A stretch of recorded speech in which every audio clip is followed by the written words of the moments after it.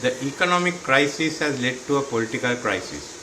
What is happening is a disaster to the country. For 2 years, the government ignored the economic issues.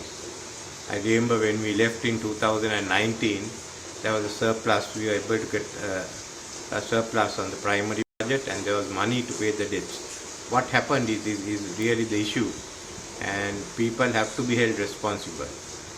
The younger people who voted en masse for President Rajapaksa wants him to go.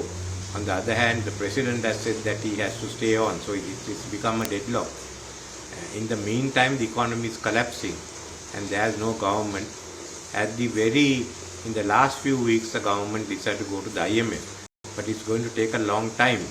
Before that, we may run out of resources. I don't think the government has that much of resources left in the reserves, and now they are borrowing money from leading export companies to pay the bill.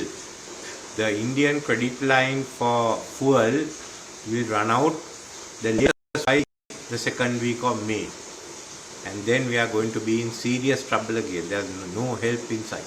Yes, they are going into Washington. The government decided the first discussions will take place only on the 18th of April. Unfortunately, this is going to take a lot of time. We haven't got that time, Negotiations with the IMF, then we have to negotiate with the London Club, the private bondholders. That's a long process. But as far as the economy is concerned, time is running out by May.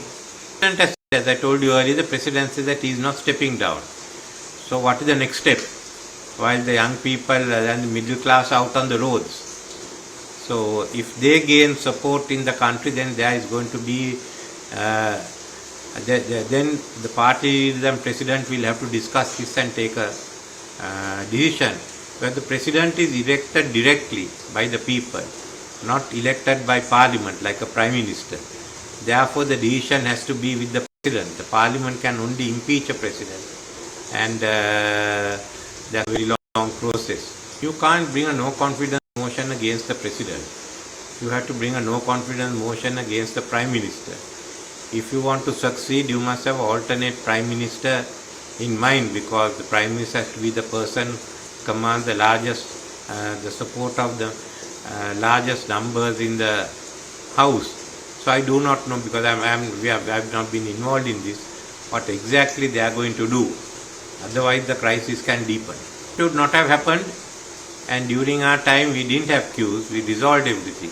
There is no reason for the queues to be there except for the actually the incompetence of the government. I don't know what plans they are being revised every 3 months. They have given us a lot of figures, but they haven't met them. Well, the repayment loans, I think discussions are on how to reschedule it. They've talked to the Chinese government, that's all I know. Well, as far as the economic issue is concerned, we have to talk to China, India and Japan and South Korea.